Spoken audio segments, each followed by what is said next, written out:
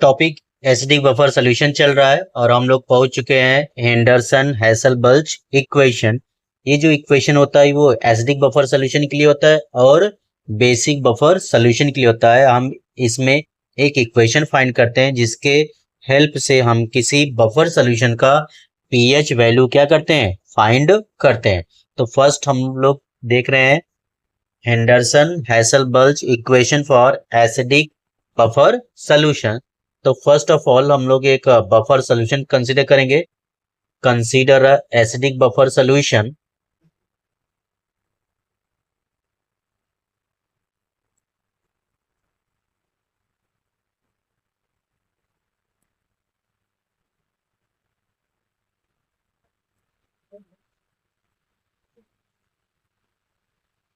एक जो acidic buffer solution होता है वो किससे मिलके बनाता है, weak acid plus salt, salt of strong base of that acid, जो एसिड हमने लिया था।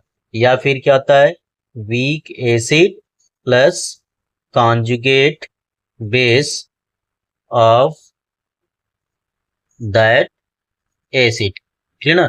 अगर एग्जांपल के फॉर्म में देखें तो अगर हमने एक वीक एसिड ले लिया जैसे CH3COOH, तो इसका जो कॉन्जुगेट बेस होता है वो होता है CH3COO माइनस, ठीक है।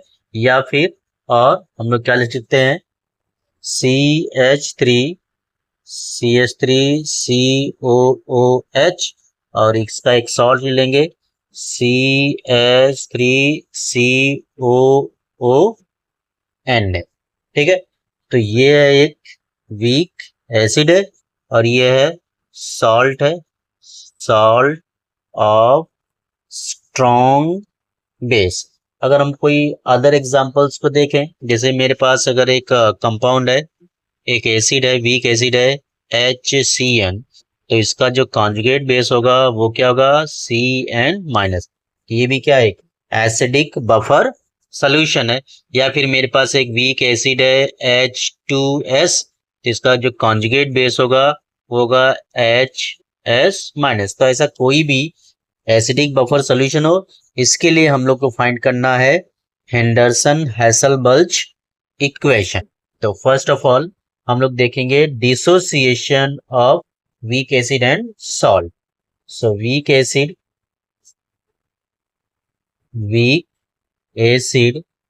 कौन है, CH3COOH dissociated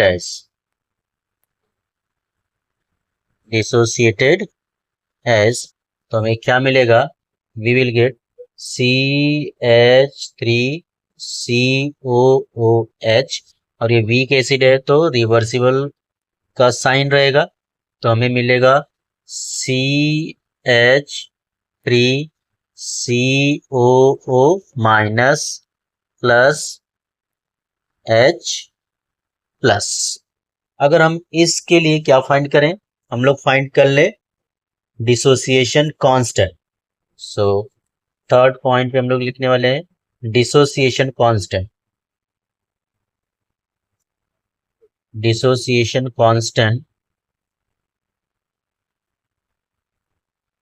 constant for above reaction, जो ऊपर रिएक्शन लिखा हुआ है डिसोसिएशन ऑफ वीक एसिड का, उसके लिए हम लोग क्या फाइंड कर रहे हैं, डिसोसिएशन कांस्टेंट। तब ये क्या है, एक एसिड है तो इसका डिसोसिएशन कांस्टेंट क्या हो जाएगा, Ka कैसे निकलता है, product upon reactant. So active mass of CH3COO minus और active mass of H plus the whole divided by active mass of CH3COOH।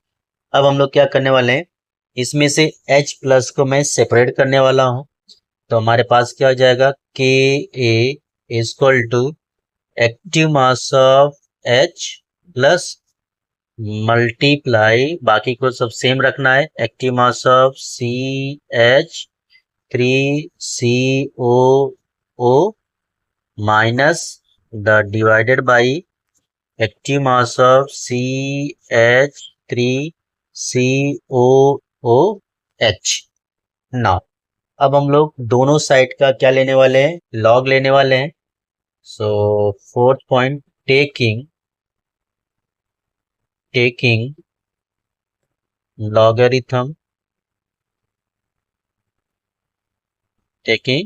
logarithm on both side। So therefore में क्या मिल जाएगा, log to the base 10 ka is equal to log to the base 10 H plus ion concentration, और यहाँ पे plus का sign है, यहाँ पे सॉरी मल्टीप्लाई का साइन है, तो यहाँ पे क्या आने वाला है, पॉजिटिव आने वाला है। तो plus log to the base 10 and active mass of CH3COO minus divided by CH3COOH।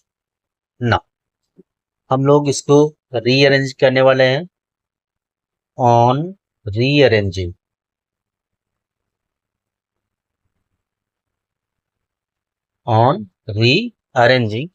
हम लोग जो H प्लस है ये वाले, इसको हम लोग लेफ्ट में लाने वाले हैं और इसको मैं राइट में लेके जाने वाला।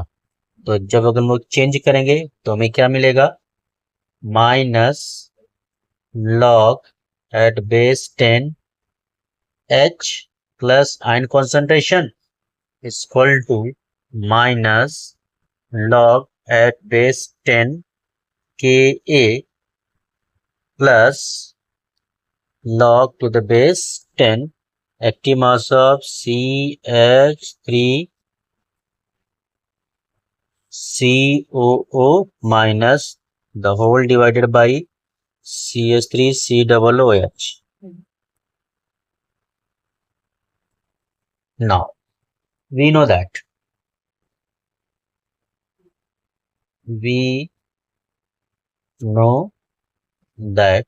क्या पता है हम लोगों को कि जो minus log at base 10 H plus ion concentration होता है, ये किसके बराबर होता है, पीएच के बराबर होता है।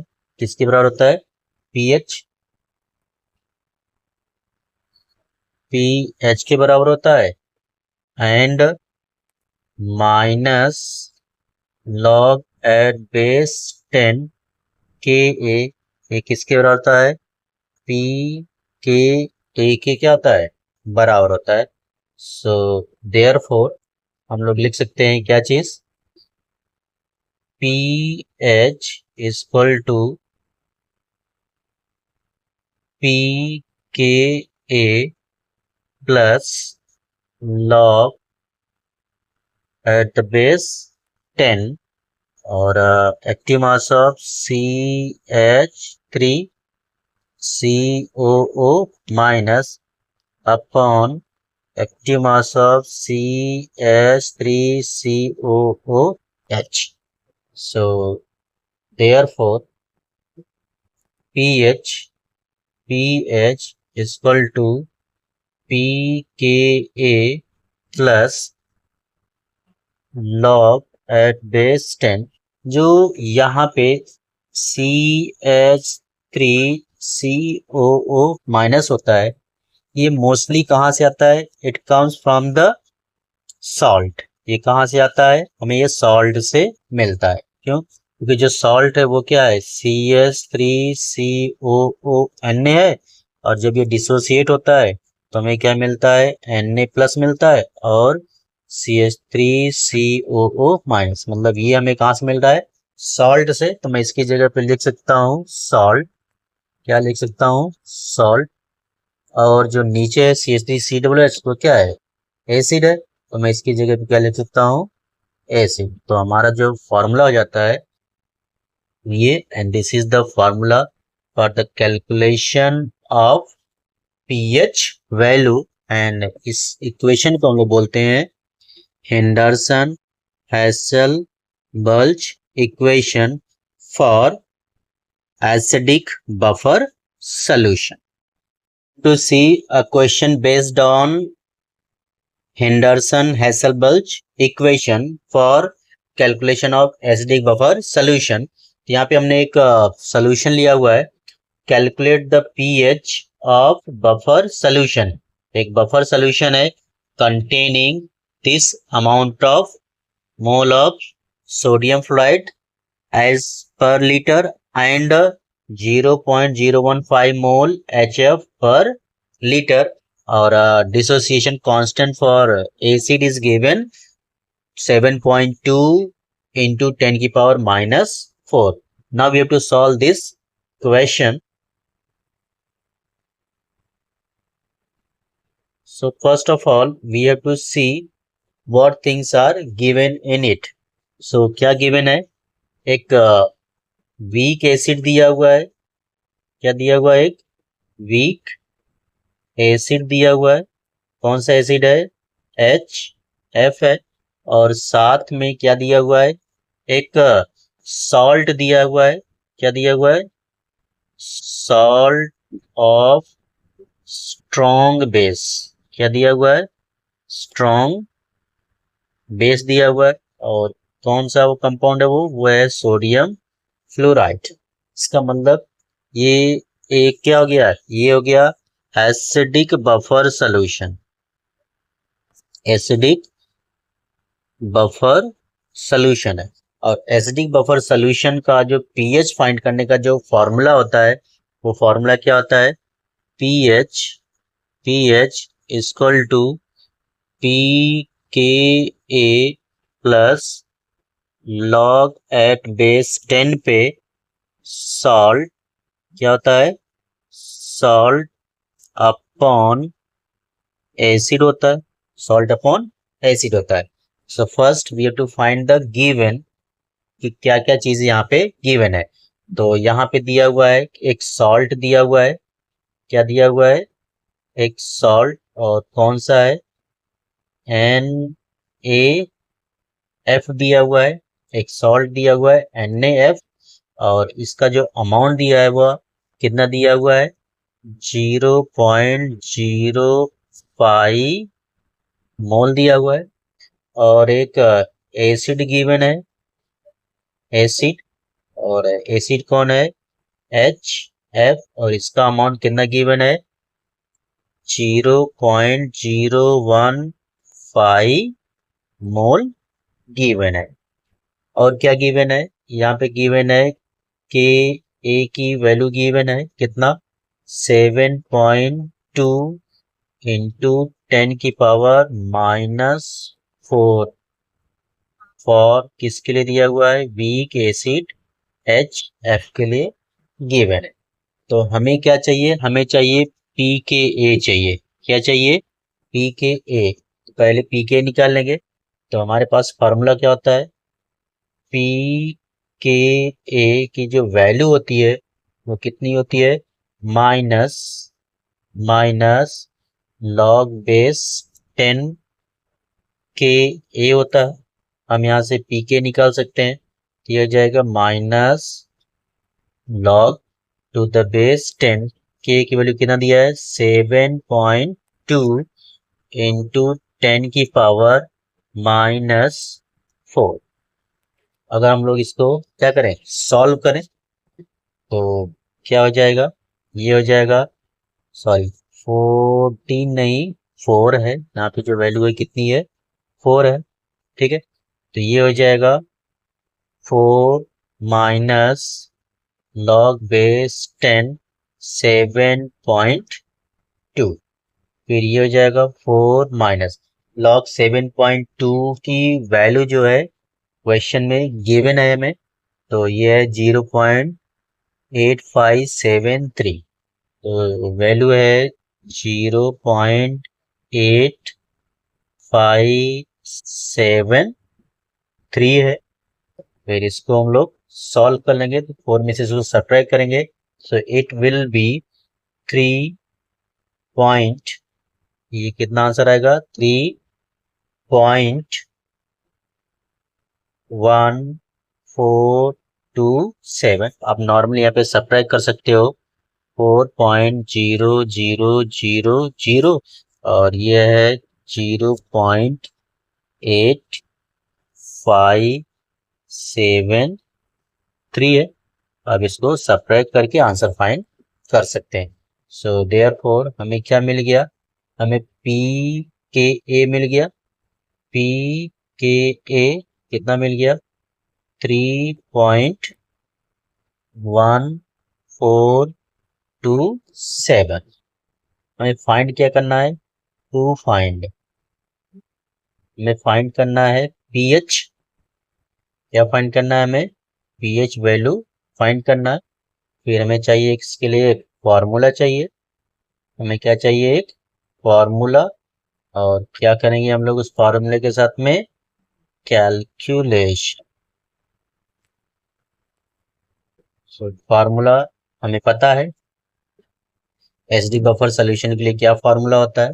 तो फॉर्मूला है P H equal to P K A plus at base 10 पे salt upon acid. Salt upon acid, फिर वैल्यू पुट करेंगे। तो पी के ए की वैल्यू हमें मिल गई कितनी 3.1427 प्लस यहाँ पे लॉग एट बेस 10 पे सॉल्ट की जो वैल्यू दिया है वो कितनी गिवन है 0.05 और एसिड की जो वैल्यू है वो 0.015 है। इसको हम लोग सॉल्व करेंगे तो हमें मिलेगा 3.1427 प्लस यहाँ पे कितना लॉग, अब देखेंगे तो नीचे 0.3 डिजिट के बाद है, ऊपर 2 के बाद, तो ऊपर एक जीरो बढ़ जाएगा, ये हो जाएगा 50/15। सो हम लोग इसको सॉल्व करेंगे तो 3.1427 प्लस ये हो जाएगा लॉग, कितना हो जाएगा लॉग, डिवाइड करेंगे 50 को 15 से तो ये हो जाएगा 5 से डिवाइड अगर आप कर देते हो तो 10 जा और 3 जा, मतलब ये 50/15 है तो डिवाइड करोगे इतना आएगा, इसको डिवाइड करोगे तो 3.33 आने वाला है। ये हो जाएगा लॉग 3.33। तो लॉग 3.33 की वैल्यू देख लेंगे तो 3.1427 प्लस लॉग 3.32 की वैल्यू जो है क्वेश्चन में गिवन है कितना है 0.5224, तो वैल्यू है 0.5224 और इन दोनों वैल्यूज को हम लोग ऐड कर देंगे।